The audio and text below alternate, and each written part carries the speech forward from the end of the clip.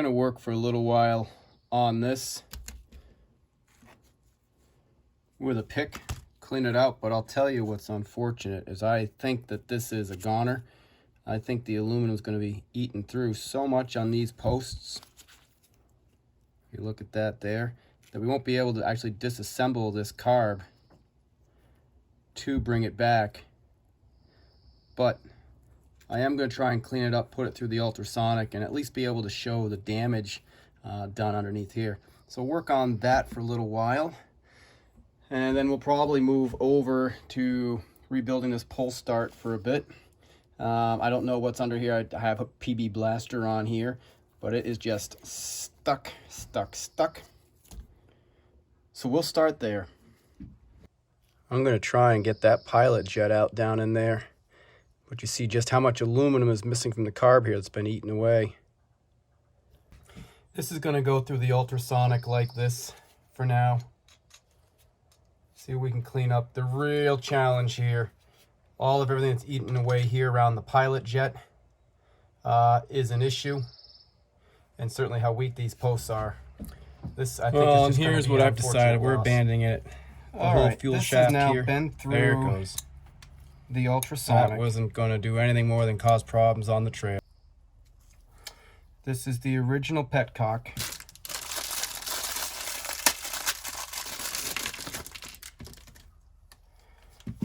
And starting to make some comparisons here. I believe that gasket would work.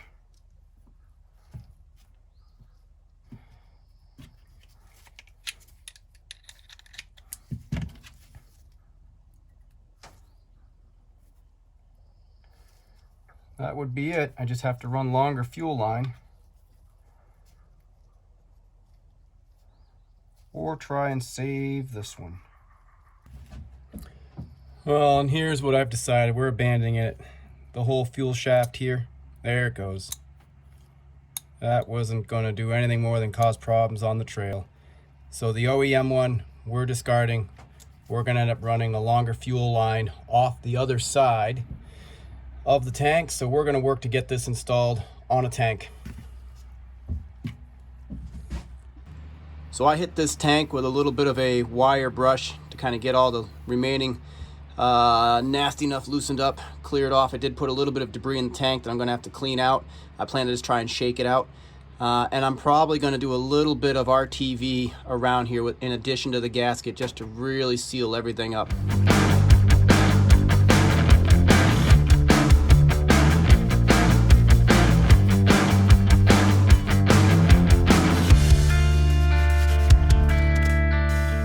As I keep working through on this tank here, I noticed the plate is kind of aftermarket done here. I'm going to pull this off, give some thought about that.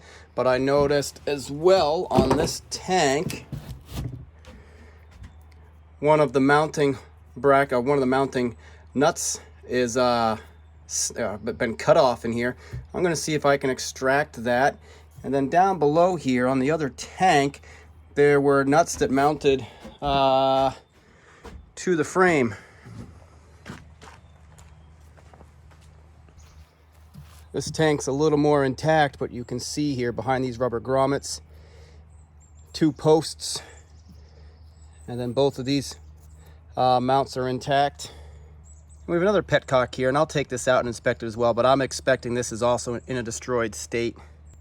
Ultimately, what I think is going to happen is we're not going to end up running these studs on the units. We put them back together. There's a piece of plastic fairing here, so I don't want to take this apart yet because I want to save the plastic, because I suspect I'm going to try and do some really wild plastic repair on this.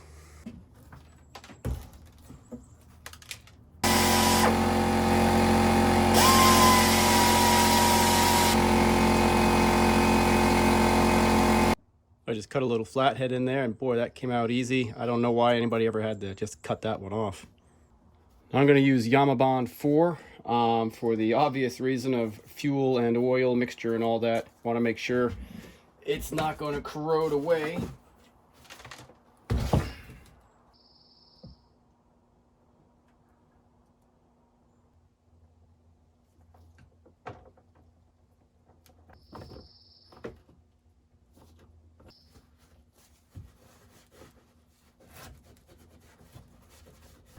All right, now with any luck, we have a nice tight petcock there. We still have a little bit of work to do down here for feeding into the oil pump. I don't think the brass nipple there is actually spinning. I think that is all of this hose that we have on here that looks to be in rather rough shape. But the good news is that this hose looks to be the same ID, OD as fuel line. So I think that's going to be easy to come by and replace.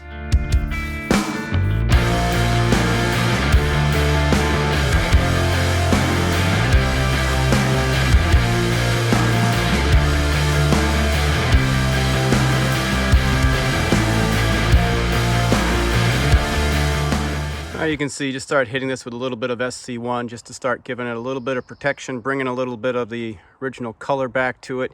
I didn't do any surface prep here, but after the SC1 sits for a few minutes, I'll wipe this with a rag, which is going to bring out a lot of dirt. But I'll probably do a few of these just to bring this back a little bit. Okay, so I've been able to take off the 10mm nut and lift the plastic cover off. Everything here is intact. And you'll notice there's a little ear in here. So when this sits back down, that ear sits into, there's a divot here on what is basically attached to the bottom of this nut. The dog ear here is completely seized up. I wasn't able to get this moving, but using an oil canister tightener, I can lift. So I'm lifting carefully here because I do not know the condition of the spring. Okay, so I've lifted this off. Dog ear's still super tight, gonna have to work on that. The spring seems intact.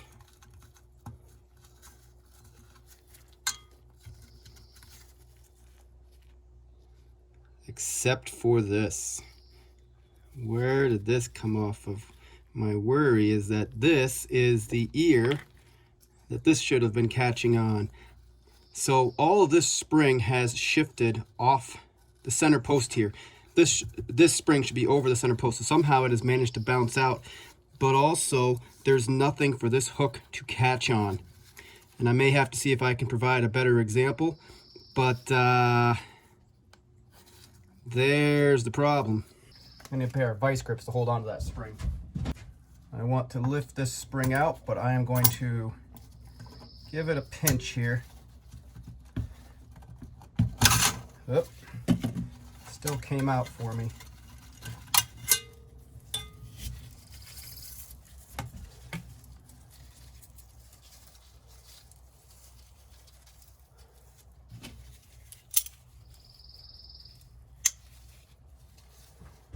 So the spring is intact, but there's our issue. Put that off to the side. There we go. Okay, so this is good news. So this tells me that a rebuild kit for this pull start, it'll have the ear fastened on here. It's this ear that will catch on this part of the spring to allow it to recoil. I say good news because there's no damage in the outside casing here. This would have been the expensive part. This just needs cleanup, and this is a couple of bucks. So we'll get that part on order. I'm going to take to starting to clean this up in the, oh boy, in the wash basin.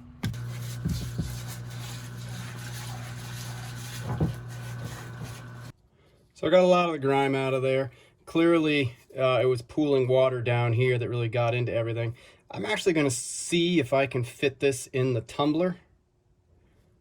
I'd like to clean that up more if I can. It might be a little big, but I'm going to try. I can probably do that, but I'll have to rotate it every once in a while because it's not going to agitate through there.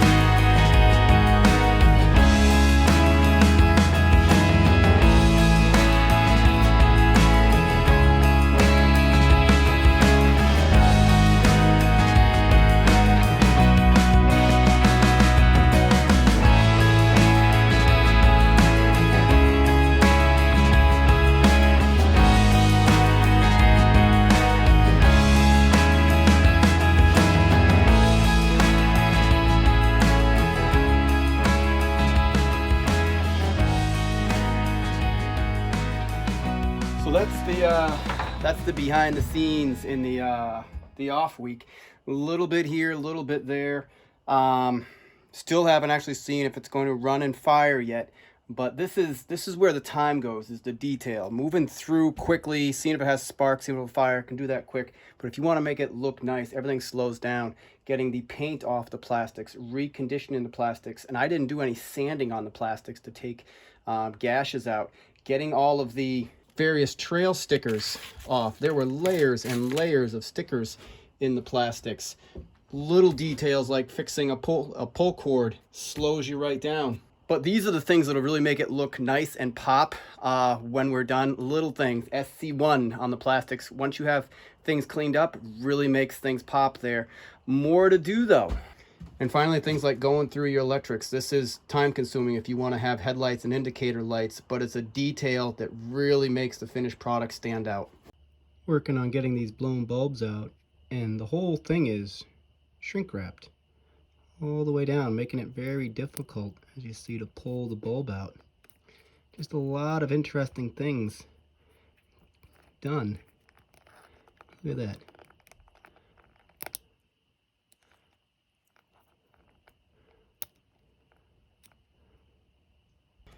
And here's just another little tip here.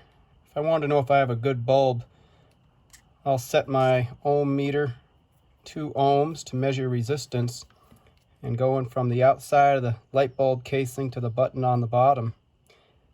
There we go. That little bit of resistance tells me I have a good bulb. If it was open line, it'd be as if it is right here, broken, which would be a broken filament. So I'm going to hold on to this because this is a good bulb. Here's the other one that came out all blackened, and you see I've also mangled it. But as a test, to the outside, to the button, open line. There's a bad bulb.